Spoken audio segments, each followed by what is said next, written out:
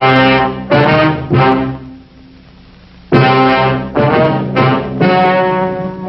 and gentlemen, the story you are about to see is true. The names have been changed to protect the innocent.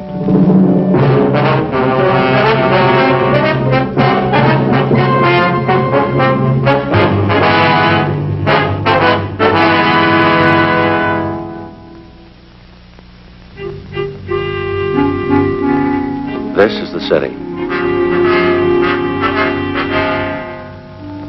All year round, it wears work clothes. On holidays, it dresses up. To most people, Christmas brings happiness and prayer. To some, it brings heartbreak. Then my job gets tougher. I'm a cop. It was Thursday, December 22nd. We were working the night watch out of Homicide Division. My partner's Frank Smith. The boss is Captain Lorman. My name's Friday. We'd gotten a call that a 9-year-old boy was missing from his home. The evidence pointed to foul play. We had to check it out.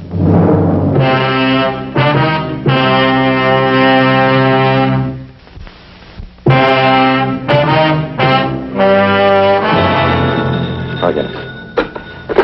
Homicide, Friday. Oh, yeah, Doherty. Uh-huh, yeah. What's that number? Right, I got it. Yeah, 9-year-old, huh? Well, how long's he been gone?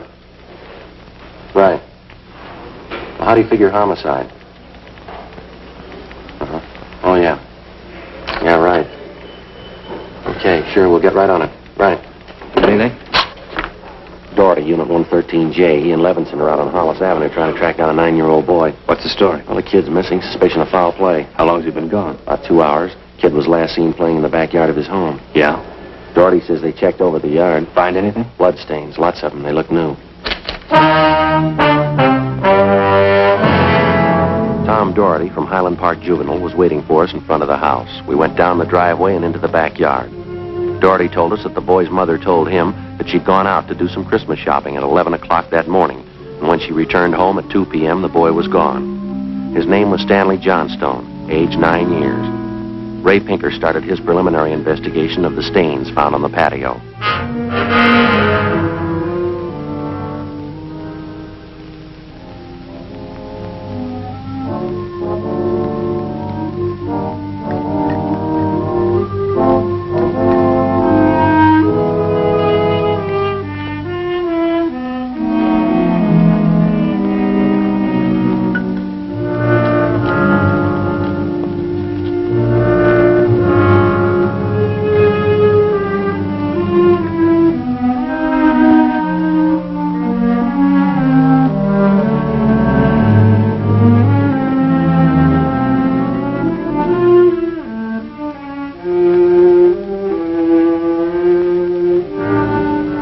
There it is, fellas. Yeah, Ray. Very blue, bloodstains, all right. I don't know whether it's human or animal. You have to go back to the lab to run it through? Yeah, biological precipitin test. How soon can you type the blood for us, Ray? Precipitin test won't run more than 20 minutes. Take 3 or 4 hours to run a blood grouping, though. Anything else you want to check? Now, let me borrow a scribe and an envelope, will you, Ray? Sure.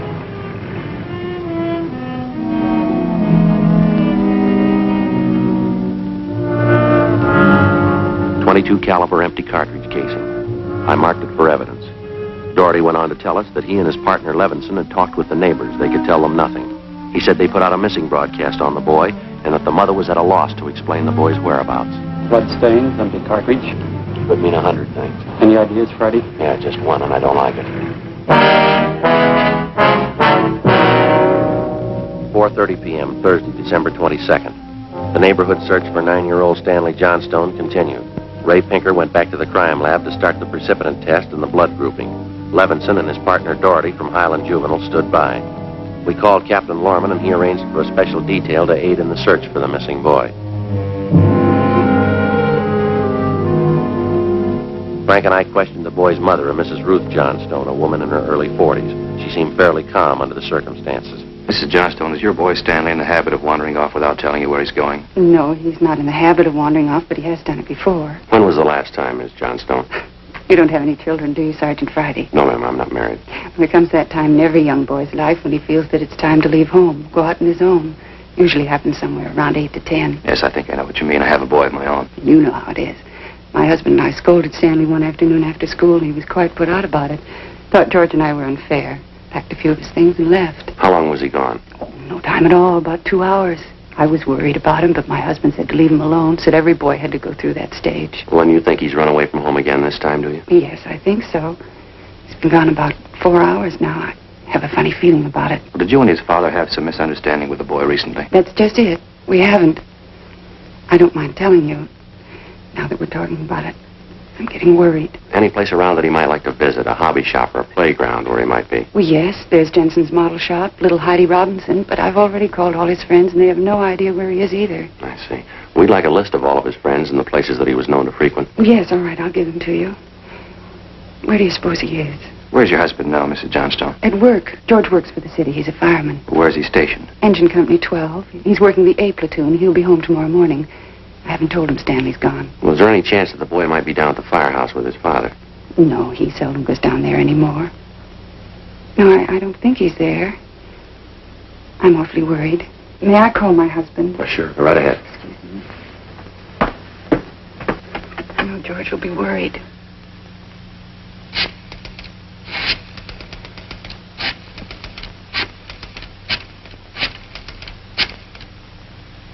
Engine Company 12, please.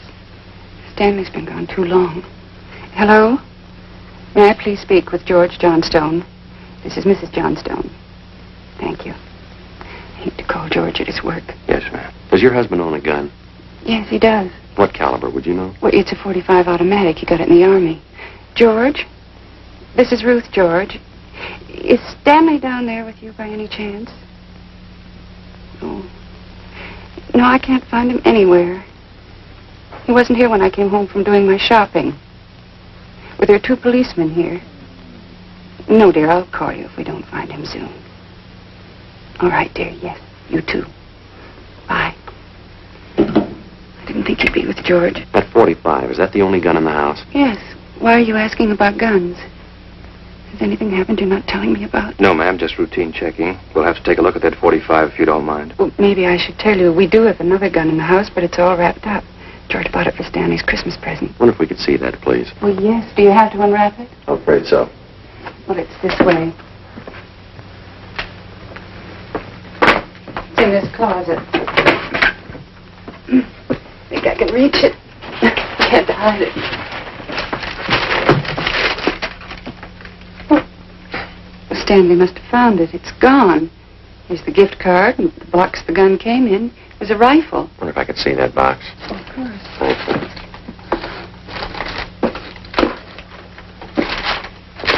How about it, Joe?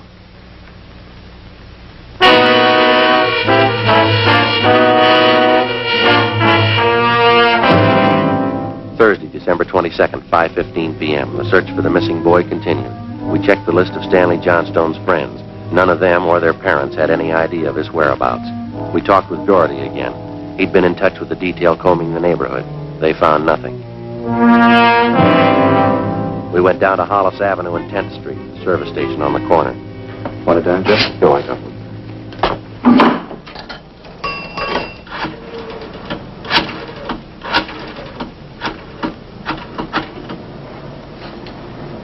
$2667, please. Thank you. Crime lab? Yeah, Ray? No, Ray Pinker. Hi, Ray. It's Friday. No sign of him yet. Did you finish the precipitant yet? I see. No, we don't know. Oh, we didn't want to upset his mother any more than we had to. What? Oh, yeah. Yeah, we can do it that way. What? What? Oh. Yeah, well, transfer me over, will you, Ray? Yeah, thank you. Right, check you later, Ray. Well, hi, Captain. It's Friday. Yeah, well, we just left Doherty. Yep. Right? We'll stay on it.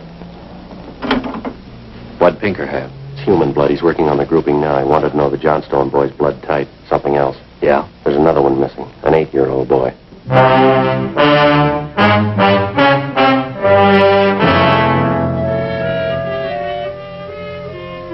6:30 p.m., we talked with Officer Doherty about the other missing boy. He told us that his name was Stephen Martin, 8 years old.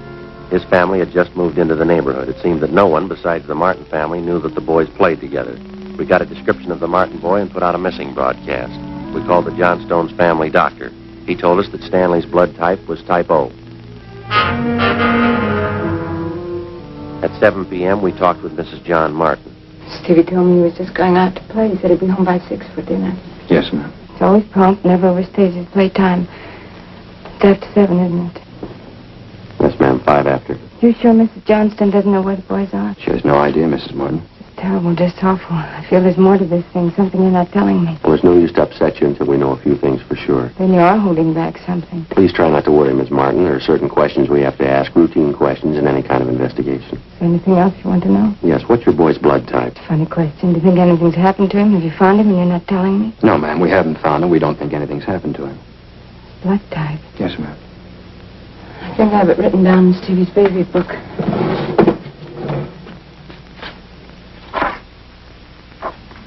Yes, here it is. It's type O. Thank you. I wonder if I might use your phone. Yes, of course, in the hall. Thank you. Excuse me. Mm-hmm.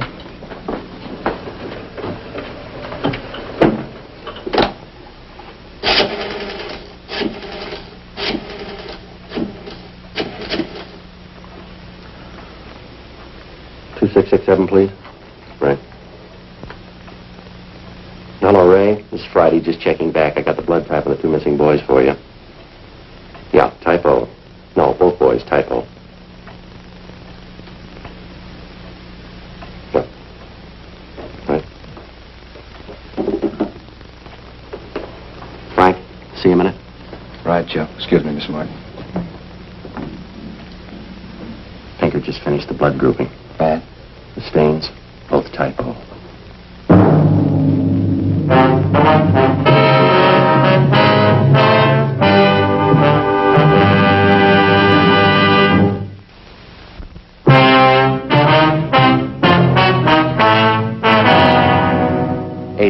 Thursday, December 22nd. Still no sign of either of the missing boys. Captain Lorman went back to headquarters to direct the search from there. He dispatched another detail of 50 men to aid in the hunt for the missing youngsters. 8:30 p.m. We went up the block to see Mrs. Johnstone. Her husband had quit work early and returned home. We talked with him. He could tell us nothing more than we already knew.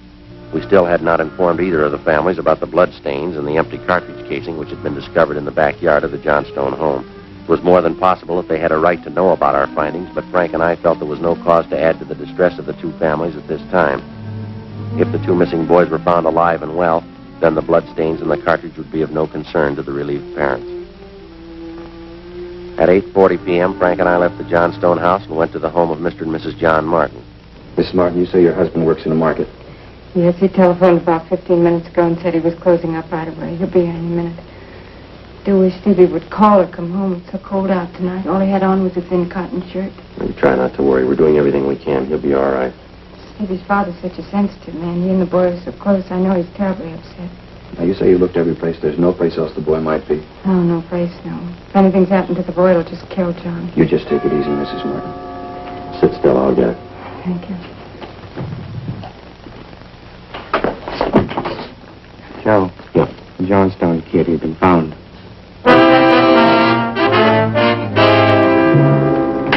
He's home, Sergeant. He's come home. Thank God he's all right. Well, where's he been? Did he tell you? No, he didn't. He's acting so strange. I've never seen him like this. How do you mean, Mrs. Johnstone? Well, he just came in the front door, said hello, Mom, sat down in a chair and stared at the floor. Won't talk to his father or me. Mind if we talk to him? Well, no, go ahead. I asked him about the little Martin boy, but he wouldn't tell me a thing. Where's he now? In the dining room.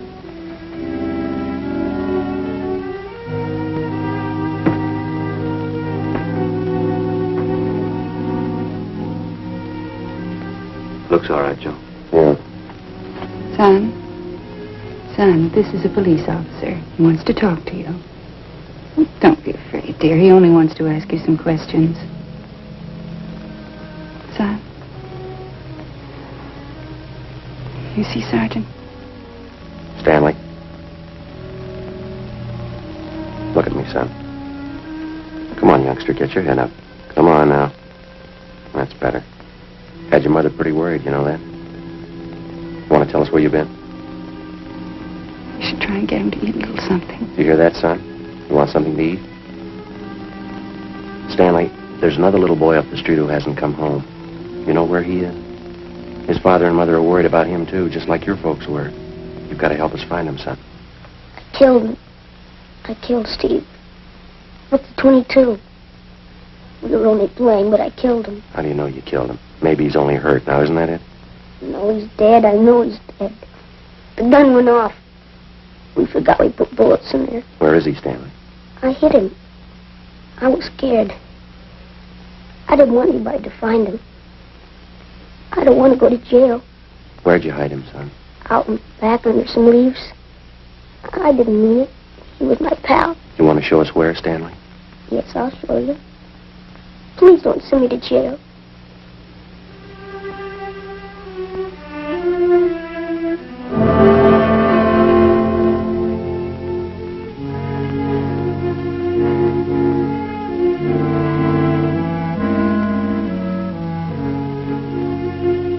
(9:15 p.m., Thursday, December 22nd. 9-year-old Stanley Johnstone led the way out beyond the backyard of his home. He showed us the wagon he moved the body in.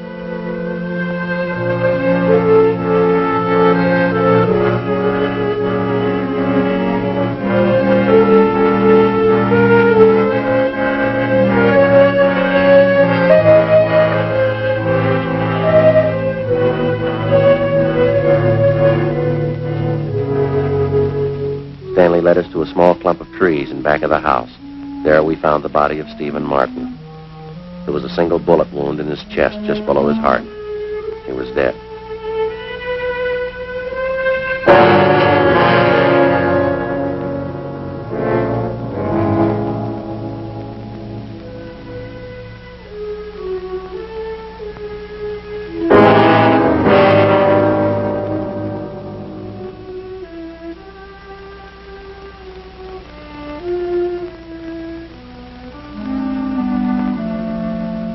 I knew my folks were going to give me the gun for Christmas.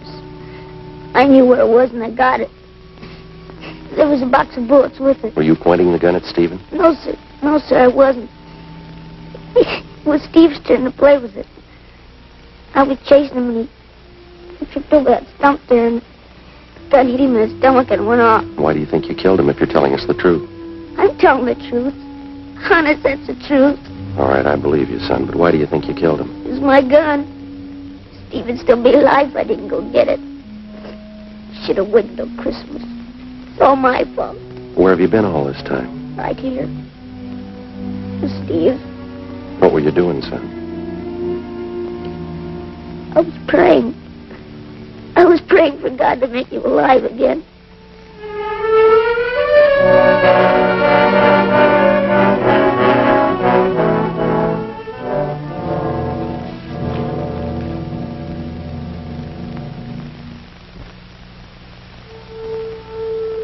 After a thorough investigation, Frank and I were convinced that the shooting of Stephen Martin was accidental. All evidence indicated that the Johnstone boy was telling the truth. We put in a call to the coroner's office and acquainted him with the facts. He designated a local mortuary to handle the body pending autopsy and granted us permission to remove the body to the Martin home. Mrs. Martin collapsed. The family doctor was called. Frank and I sat in the living room to wait for John Martin, the dead boy's father.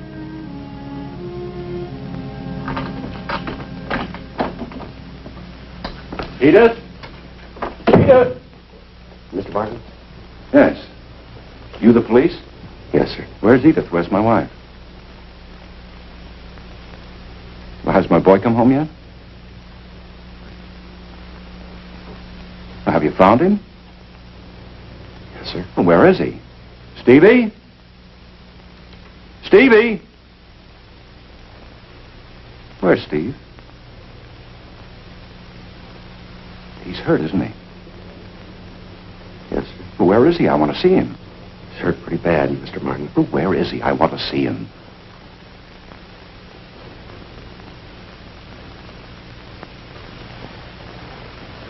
How bad? Pretty bad.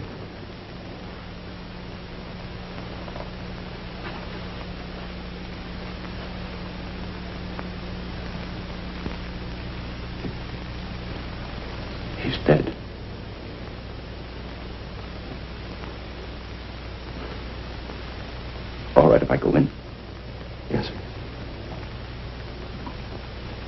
Will you go with me? Yes, sir, sure. Don't make it any harder on yourself, Mr. Martin. I see, my boy.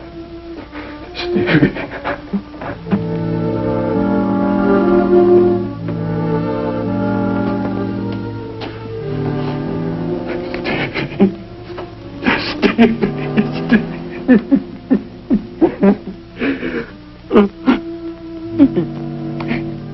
Listen to me, son. We've got a lot of nice things for you for Christmas. Everything you wanted. I got you 3 new cars for the train. And the one with the searchlight on it. It really works, Stevie. It really works. And the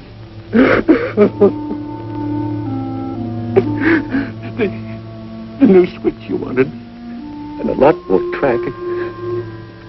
You know, now you can have a big light out.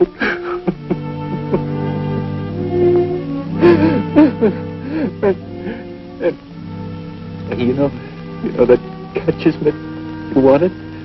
I got that for you too. And the cowboy outfit.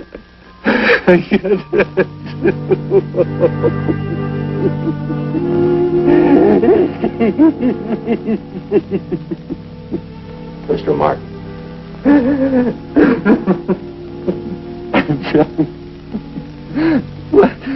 What happened? It was an accident, sir.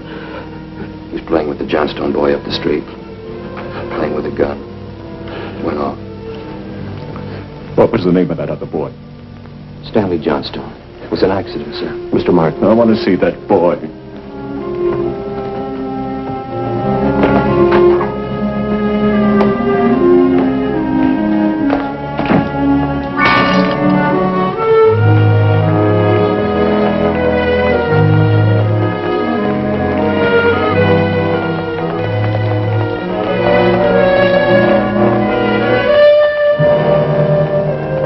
We had no idea what the dead boy's father had in mind.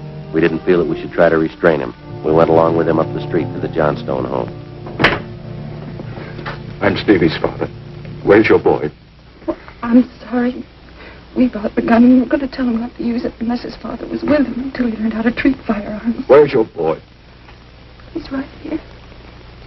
Won't you come in? It's all right, Miss Johnstone.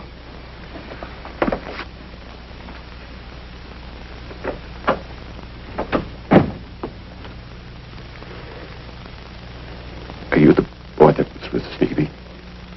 Yes, sir. What's your name? Stanley.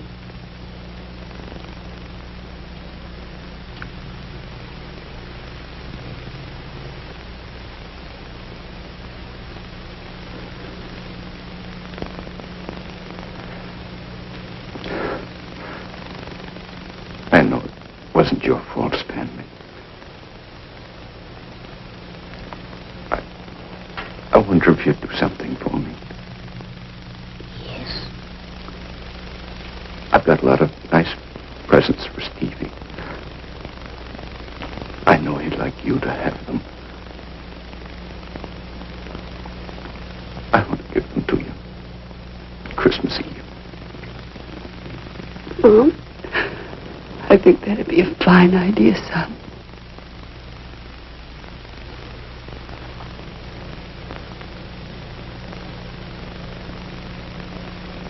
Come on, Frank.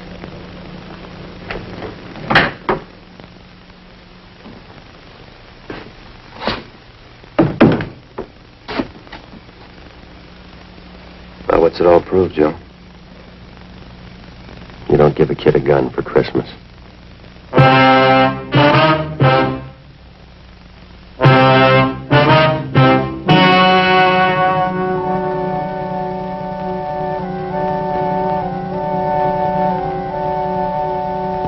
On December 24th, the coroner's inquest was held at the County Morgue, Hall of Justice, City and County of Los Angeles, State of California. In a moment, the results of that inquest.